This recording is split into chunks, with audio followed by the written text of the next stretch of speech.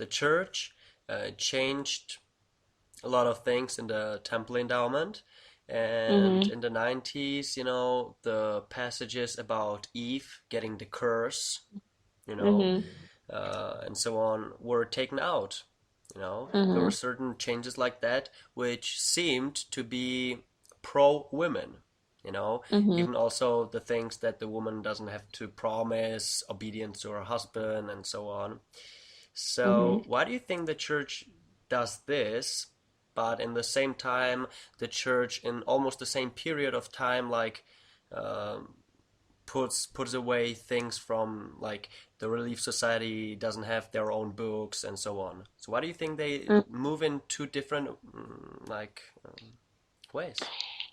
Yeah, it's confusing about who makes decisions about individual things versus who makes decisions about, to me, it's just confusing. I'm not sure who makes those decisions because I think at some level they understand that it's not just a handful of women, it's a lot of women who have problems.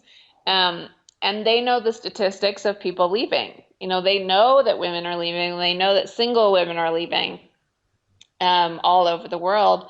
And so they know that there's a huge problem.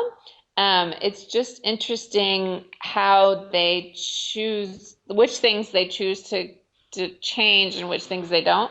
Another thing that I think is changing is a lot of women are refusing to veil in the temple Hmm. and cover themselves. And so currently the policy is like remind them in case they forgot, but if they say no, I don't want to, then you don't force them. So they actually don't force women to veil in the temple. Um, and maybe that will change. It's just interesting that I think they know they have a problem. I just don't think they always know how to deal with it. And also, there are no women involved in the decision making. Uh-huh. So it's like a table of men, old, very, very old men, sitting around a table thinking like, what can we do to make the sisters feel included?